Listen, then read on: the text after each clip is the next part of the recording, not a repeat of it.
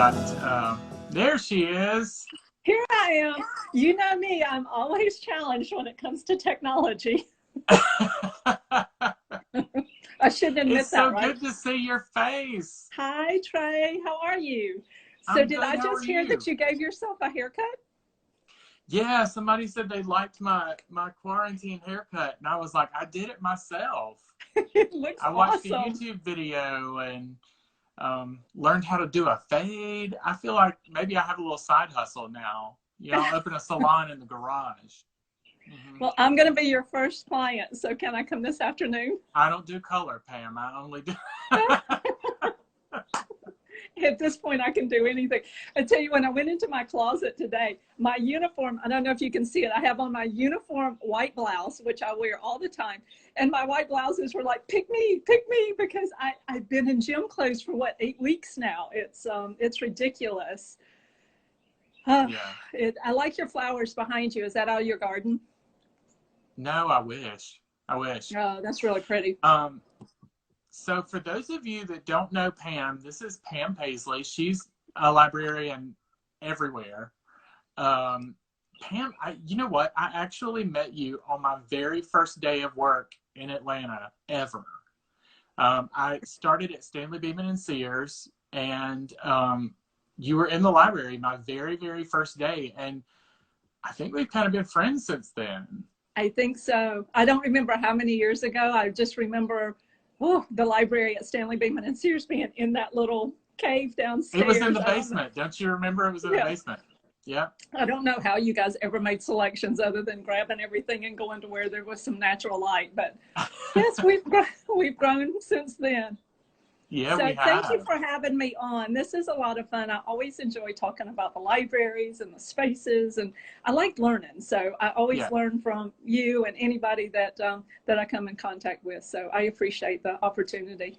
Well, talk about a little bit about what you do, not just libraries. I mean, there's a lot to what you do, and A&D Lookup. Talk a little bit about like your whole scope of services. Okay, so in a nutshell, I'm not a designer. I'm sure that anybody that's dealt with me knows that. I came from the sales side. I was the Pionite rep for many, many years, and was able to retire. And I thought, okay, there's only so much tennis you can play and gardening you can do. So I started this. Michael Nicewander at ASD was actually my first account. And that was a little over 20 years ago. I had met a couple of ladies in Seattle and a couple of ladies in New York that did library service. And I thought, if I ever have the opportunity, that sounds fascinating. So I had reached out to the folks in Seattle and I said, I know laminate and that's about it. I don't know anything else. And they said, it's okay. What you can do is pretty much have a rep in each product category, whether it be lighting, whether it be furniture, fabrics, whatever. Pick a rep and really liaison with them and learn from them and have them as your backup. So whenever I get accounts that, like yesterday, I had an account late yesterday afternoon and she was looking for rattan. And it was like, is it rattan for the wall or is it rattan for the furniture? And I was able to reach out to a couple of folks and get her an answer. So I feel like I am more of a facilitator and an organizer. And that's how I feel like I help the account. So back up to your question. I started the library service about 20 years ago.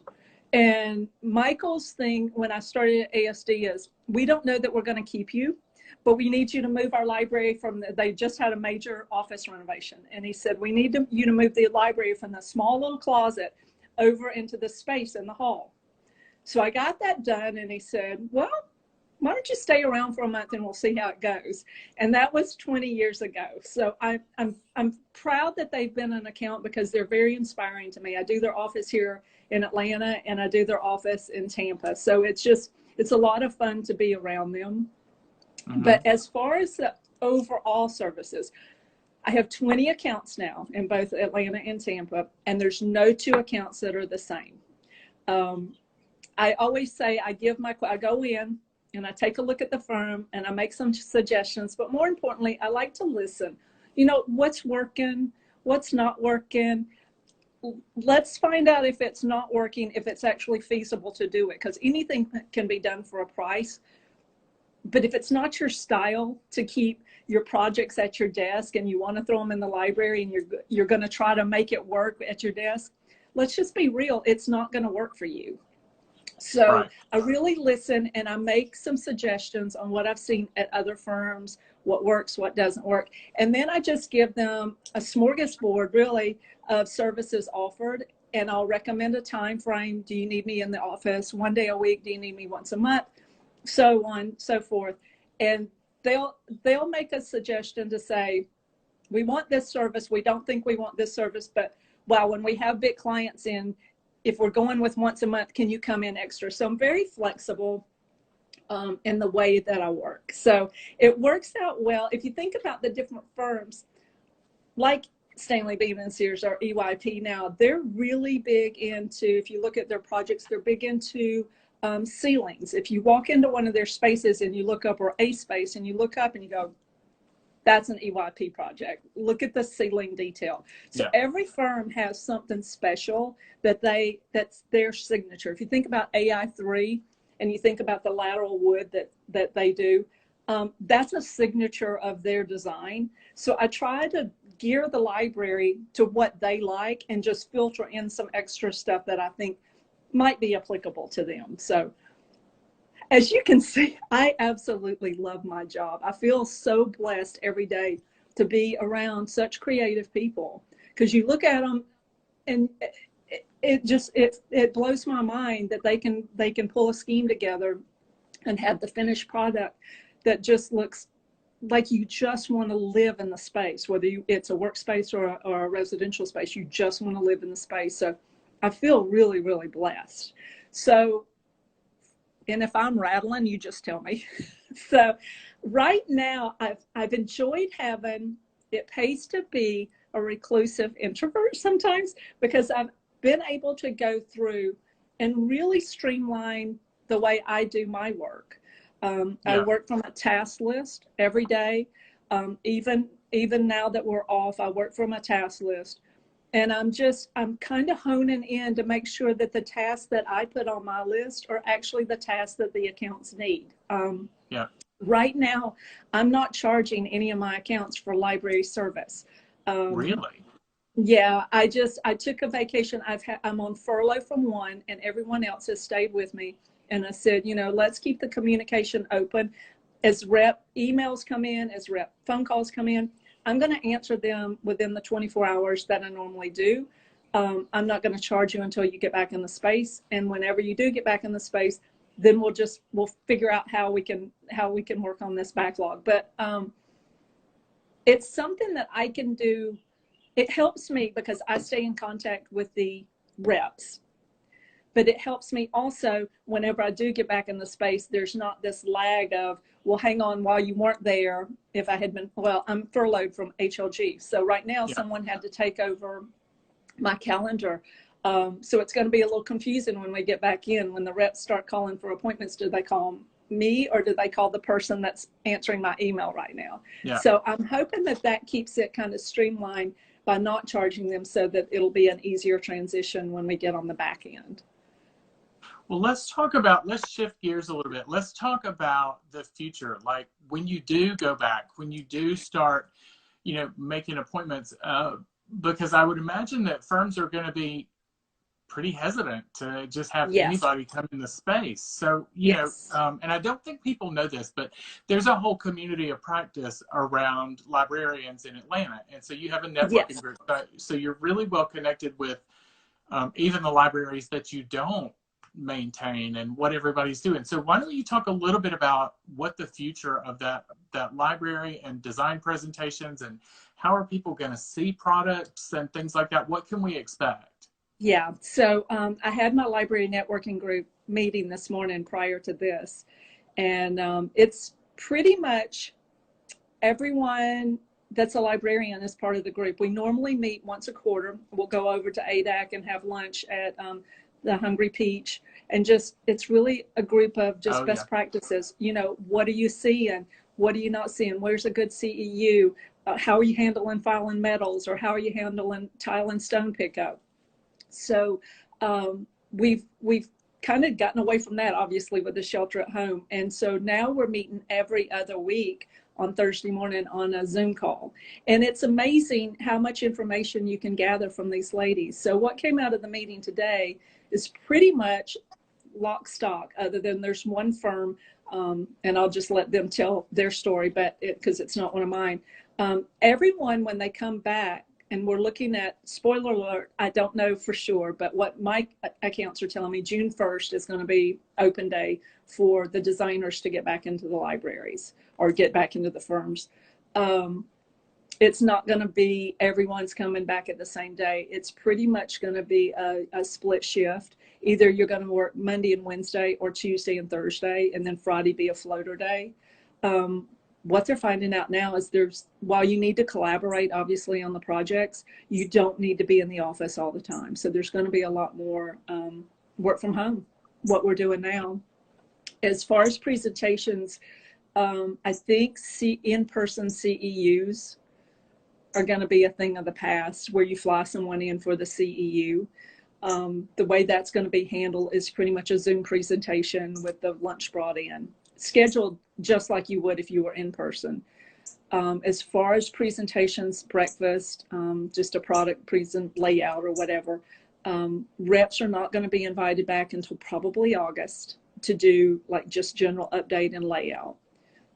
One-on-one presentations, if you wanted to grab a designer and take them to lunch, or if you wanted to take them to mani-pedi or something like that, absolutely, that's encouraged. And we talked about today, if you were a rep and needed something to do right now, making sure that you have a really updated design list from each of these firms, and you know the designers, you're reaching out on a one-on-one, not a group email to the whole firm, but a one-on-one email to go ahead and get some things set up, and start looking at probably July and August to take the people out to lunch, grab a cup of coffee, something like that. But really right now, just to be practicing, or good practice of making sure everything that you have is updated. As far as pickups, I'm being asked for, you think about the vast number of tile and fabric samples and things like that, chair rodeos that need to come through the library.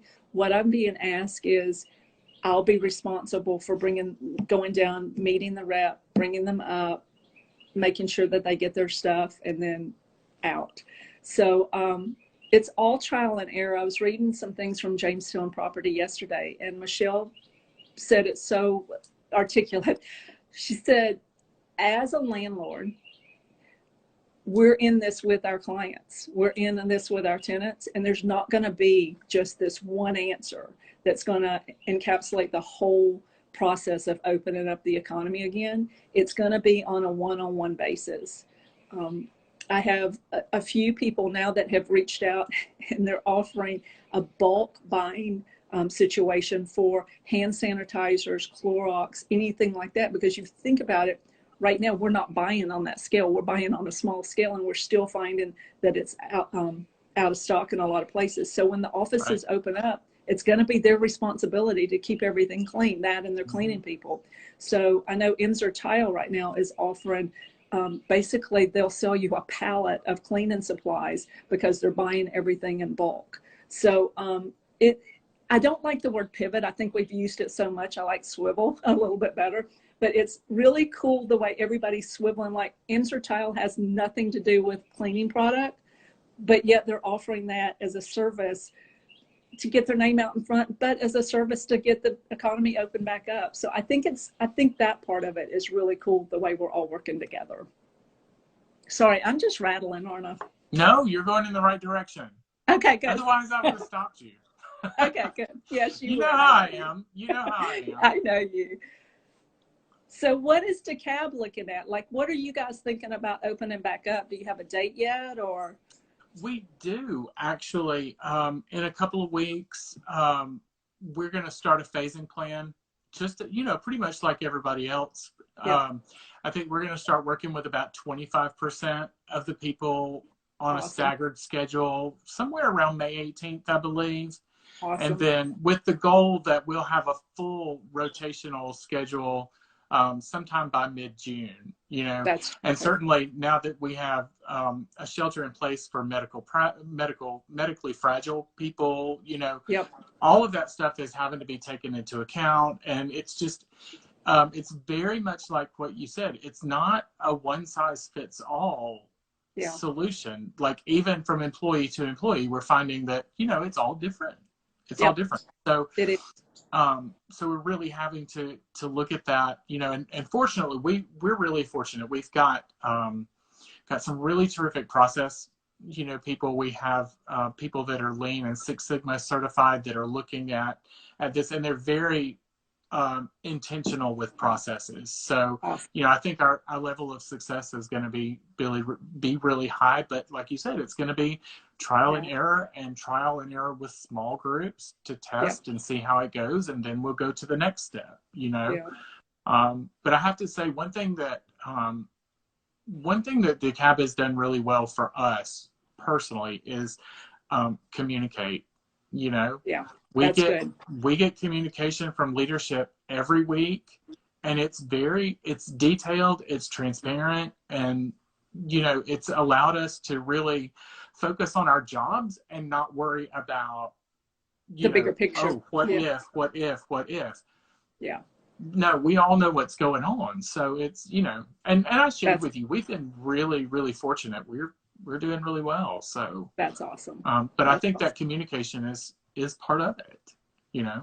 Well, one So, of the things we talked about today in the group was, you know, it can be as simple as if you have children, mhm. what does going back to work look like for the children? Because their daycare is probably not open right now. You have the opportunity to go back to work if you're working collaboratively with a team. You need to be there. But what are you going to do with your child or children at that time? So um, it's going to be a different world. Um, I've had a couple of accounts reach out and say, "Can you help us write some policy?" Because I do have experience like writing the library policy of, you know, when reps come in and that kind of stuff. This is I feel like a learning curve. I've been on a lot of Zoom calls. I was on one with Corey and yesterday about the best practices for moving forward for the reps actually updating, which I thought was fascinating. I got to read some white papers yesterday from HOK, and I thought, God, there's no end. You know, once you overturn one stone, you're reading something, and then it sends you down a rabbit hole somewhere else. Because at HOK, they're talking about not only what the offices are going to look like moving forward, but think about how people work. Like some of us want to be in a very quiet environment. They Mhm. want to be kind of walled in. And then some of us are not very creative when we're walled in. We need to be open, and we need to be able to communicate very rapidly with people. They like noise, they like color, they like action. So how are you going to get the best out of people that work in that environment whenever you're thinking about encapsulating everybody into a pod, so to speak? You're going to take away that creative mindset of those people. So it's we're all just getting through it together. I think it's a difficult proposition, you know, to think about. And when you talk about like the workplace, I always think of it as sort of a landscape, right? You know, you Yep. have these different levels of privacy that people need to move in and out of all day long. Um, Spaces that support different levels of engagement for, you know, because you don't just work in one way all Yep. day. It really is a landscape that you have to carve Mm-hmm. out. And this is going to be a brand new one. This is Yeah. going to be a brand new landscape. So I think it's going to Yeah. be, I think it's going to be really interesting to see how It it, is. you know, and I'm actually really interested to see what designers are going to come up with, because, you know, it's going to be fantastic, and it's It's going to good. be, Yes. They yeah. So they always have. The wheels are turning if now. you're looking at silver linings, right, you know Yeah. that there's going to be so much creativity born out of this time, which Yeah. I think um, is a really hugely positive thing. Yes. And we are out of No. time. No. So, Darn it. Okay. yeah, So I we want to are out ask of you. time. I So want to it was ask you a so good question to real talk quick. to you. Yeah. Bye. So you've done 6 of these, correct? You've done 6 of the Yeah. interviews. Yep. So what's the funnest thing that Mhm. you've learned? Oh my gosh. I know. Um, oh, that's hard. You know what? This is not easy. It's not easy. I know. Like I know. you're I always know. paranoid about your technology, and maybe Yep. younger people are not. But you know, I had a learning. I had a little bit of a learning curve. Um, you know, the most fun. You know, the most fun ones really. I don't know, but though, Pam, I'm like you. I like learning things, you Yep. know? Yep. So everybody that you get to talk to has a different perspective. And it's just so much, it's It's just fun. interesting. It's Yeah. just interesting and it's fun learning. And then, you know, I'm one of those extroverted people. So being able to communicate and actually see you and talk and things like Yeah. that, that is super fun for me. You know, it's really, Yeah. really a good thing. Yeah. So those have been the Awesome. those have been the highlights. Those have been the That's highlights. good. That's a good one. Yeah. So I didn't even talk about A&D lookup. We'll do that next time. We will do it next time. I'll hold you to that. Okay. Bye, Thanks, guys. Pam. Bye bye. Bye.